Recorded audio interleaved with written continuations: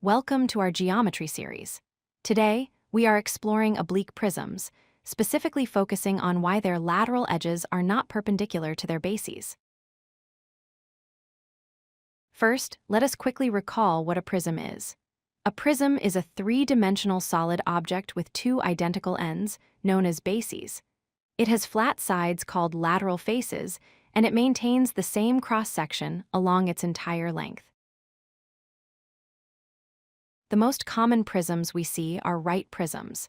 In a right prism, the bases are aligned perfectly vertically, and the side edges stand straight up at 90 degrees.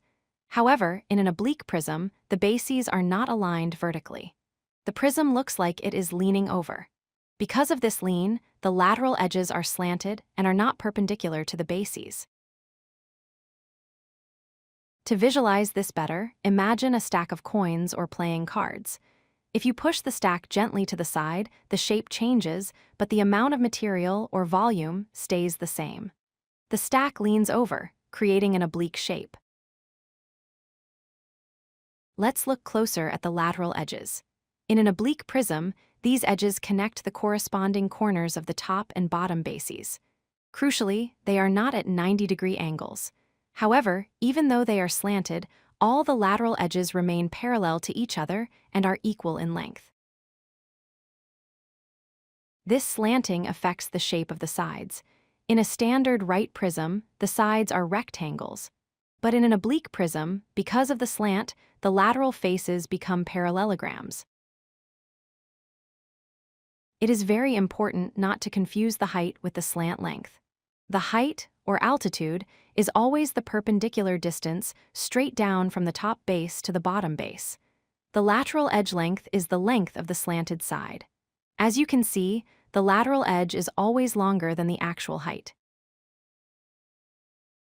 When calculating volume, we use the formula. Volume equals base area times height. You must be careful here. You must use the perpendicular height, not the length of the slanted edge. This is based on Cavalieri's Principle, which states that leaning the prism does not change its volume. To find the total surface area, you calculate the area of the top and bottom bases, and then add the lateral area.